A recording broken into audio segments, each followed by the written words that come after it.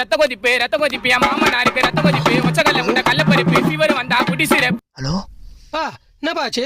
யாருக்குப்பா ரத்த கொதிப்பா? பா இது ரிங் டோனுப்பா. Ring Donna? முதல்ல அத்தான் மாத்திர, அப்பதான் வாழ்க்கை மாறும். சரி நீ தூங்க. ஏய் யாரா அது ஃபோன்ல? அது ஃப்ரெண்டுப்பா.